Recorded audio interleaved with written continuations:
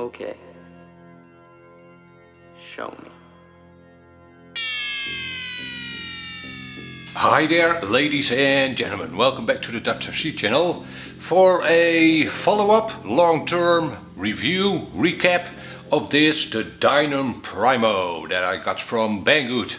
It's not gonna be a long-winded review or recap, and I've got some aerial footage shot with the plane at the end of this video as well. But I'm gonna tell you what I like and dislike about this plane.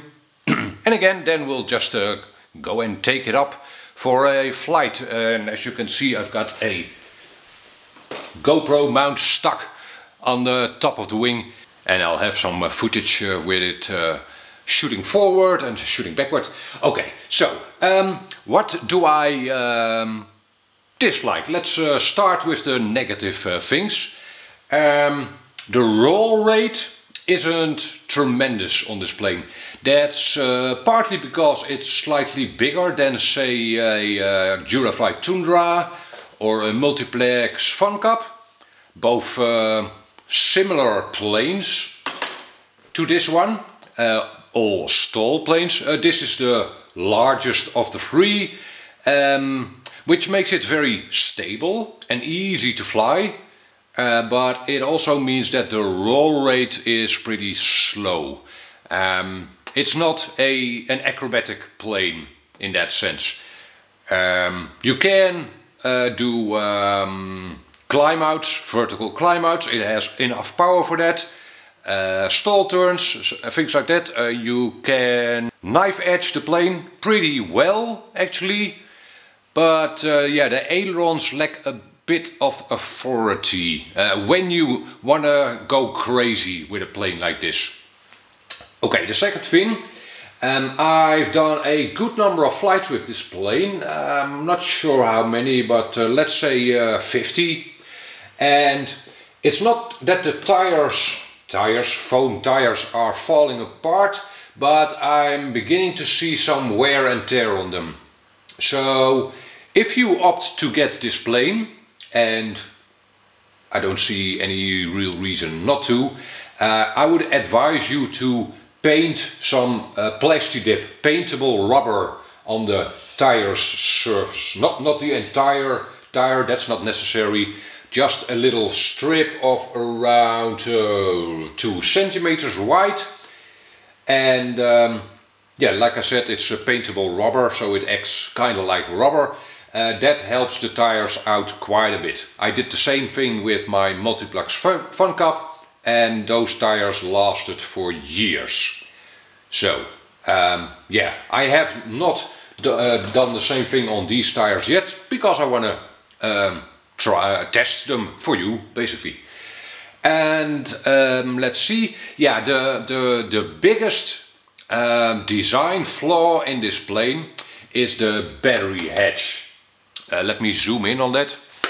Okay, so this is here the stock battery hatch. And here is a LiPo. And well, actually, this LiPo you might be able to get into there. This is a 3S LiPo though.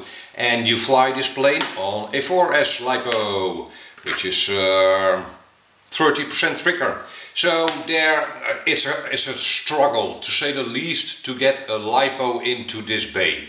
From the 3 airplanes I mentioned, the Multiplex Fun Cup, the Durafly Tundra, and this battery hatch design is the worst. Yes. What I've done is I've made some cuts over here, here and here. You can probably see it. And now I can rotate this piece on up. There you go.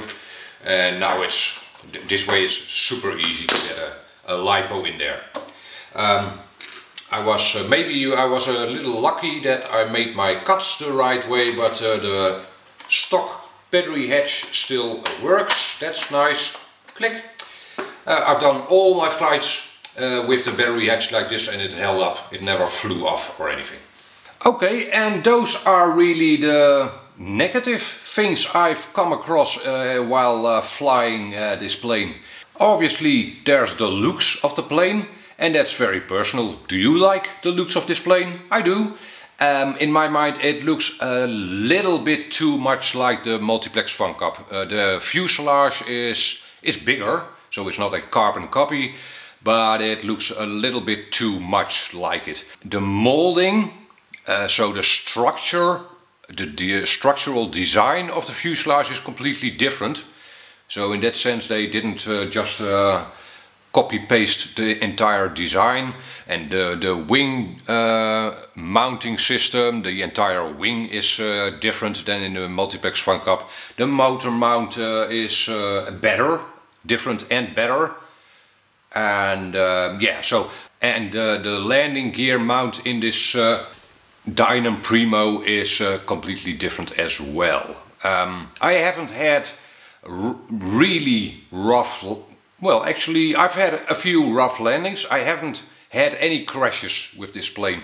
So what can I tell you about the durability of the landing gear? Not much.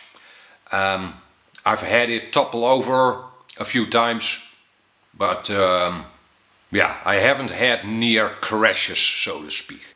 Yeah, the plane is pretty well visible in the sky as well, partly because of its design, and I've added a few stripes on the bottom of the blue stripes at the bottom of the wing. I don't actually think it's needed.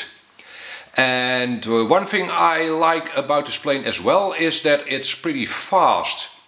This plane is designed to be a 4S plane, and I'm not sure if that's the reason, but it looks faster than the multiplex Fun Cup and the Durafly Tundra. This is a pretty fast plane, on the right type of battery, of course.